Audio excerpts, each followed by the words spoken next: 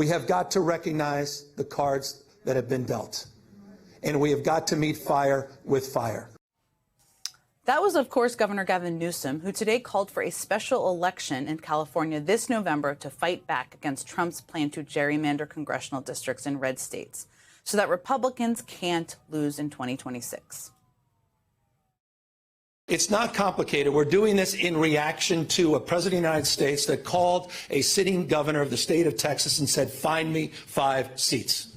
We can't stand back and watch this democracy disappear district by district all across this country. We need to stand up, not just California. Other blue states need to stand up.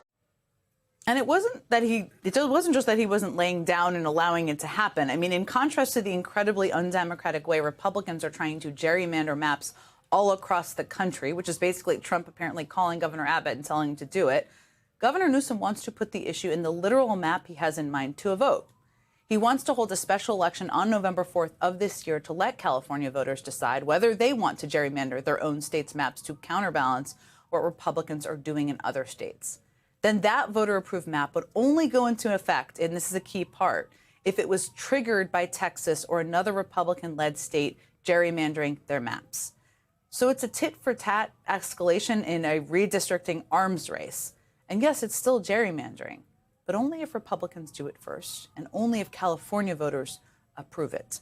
This is the difference between what's happening in Texas and what's happening here in California. We didn't receive a phone call from the President of the United States to then quietly go in the back room and start drawing maps and legislatively try to jam them through against the consent of the people. We're doing precisely the opposite. We're putting the maps on the ballot and we're giving the power to the people. This will be the first redistricting that's ever done that. That's the difference. It's the latest sign that Democrats are throwing out the old playbook for countering Donald Trump with a new warning for the Republican Party. If they go low, Democrats just might go subterranean, and I'm here for it. Joining me now is Texas House Democratic Minority Leader Jane Wu and California Democratic Assemblyman Rick Chavez-Zubur. Gentlemen, thank you both for being here. I know you have both had very busy weeks. Let me start with you, Leader Wu. Let me start by asking you what this all means for the fight back in your state. You and your colleagues fled the state. You successfully stopped a special session. Governor Abbott said he would call another one to get redistricting done. Will you and your colleagues leave the state again if that happens, or is this fight now in the hands of Governor Newsom and the people of California? How do you see it? So when we left, we had just simply 2 objectives. One was to end this corrupt session and to give Texans a chance to actually have their say in all this. And the second thing was to finally engage other states, engage other Democrats, and just simply other people who are willing to stand up for this country and willing to stand up for American democracy. With California coming on board, we're ready to pass the baton to someone else. And we're hoping that it gets passed to someone else in a little while. We need to keep this going. It cannot fall solely on Texas. It cannot fall solely on Texas House Democrats. Other people, other Democrats, other Americans need to step up and come help save their own country. I hear that, and you have been fighting like hell for the last several weeks, but nothing, as you know, is guaranteed in California. Yep. I mean, this is going up for a vote in November, and this effort is being undertaken by Republicans in other states across the country. So doesn't it make sense to keep fighting and try to keep people out of the state as long as humanly possible into the fall? That is definitely one way to look at it, but I think a smarter course of action is for us to listen to our counsel and listen to our legal counsel. And when they tell us there is a good way and there is a good time to, if they're going to pass a map, have them pass a map within a certain amount of time in a certain frame so that the courts can stop it. Don't forget that the current maps that the Texas is built on is already one of the worst racially gerrymandered maps in the United States. And these 5 seats are trying to get on top of that. You have to have super turbocharged discrimination and racism. And we feel pretty good about our chances in court. And if we're to get the court to enjoin it, if we're to get the court to rule in our favor, it has to be done in a certain time frame. That's interesting, and that's interesting and helpful to understand about the court time frame. Let me bring Assemblyman Zubur into this conversation. I mean, Governor Newsom, we've been playing clips throughout the show, is essentially asking voters in your state to temporarily overturn the independent redistricting commission that they voted for in a previous election. I mean, the argument for doing it is very compelling. I very much believe that. I know most people do. But do voters in your district agree, or are you going to have to really be out there working to sell them on this? Well, I think we're going to have to educate voters. But in California, it's sort of like the boiling frog metaphor. Many people haven't woken up to the danger that we're facing because of the dictator tendencies of this administration. Mm-hmm. But in California, we've seen what this administration is doing. We have goons picking people off the streets and disappearing them. We have the military deployed in our cities. We have our universities being punished with cuts in funding. So Californians know the autocratic tendencies and that we're in a very, very threatening time, and we need to fight fire with fire. We can't stand back and do nothing. The big bad bill cut, millions of dollars in healthcare. It's cut billions in public education funding, so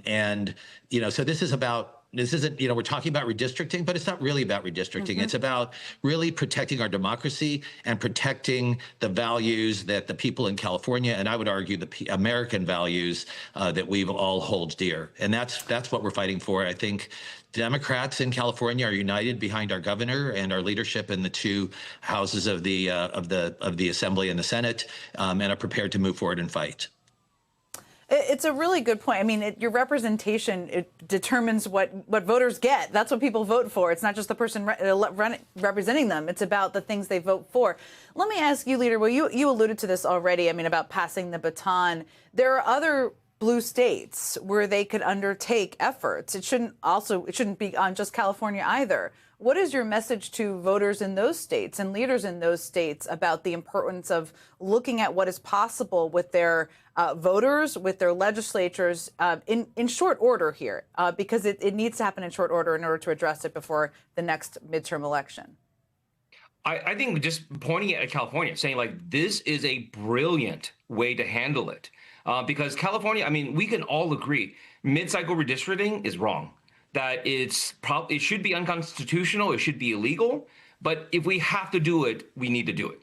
But what California is going to do is brilliant. It says we're going to have a trigger, and it says our maps only go into place if Texas does what we think is wrong, and if they don't do what's wrong, then nothing happens.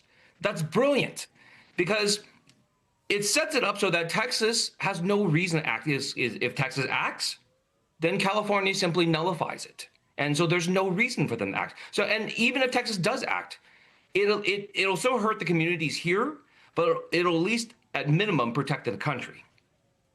Yeah, there are other Republican governors who might act too. So it's going to continue to be an offset situation, which is a bit alarming for everyone.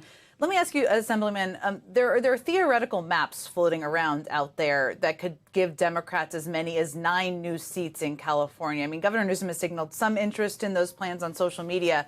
But how far are California Democrats collectively, in your view, willing to go with this if voters give them this power? How many seats are we talking about?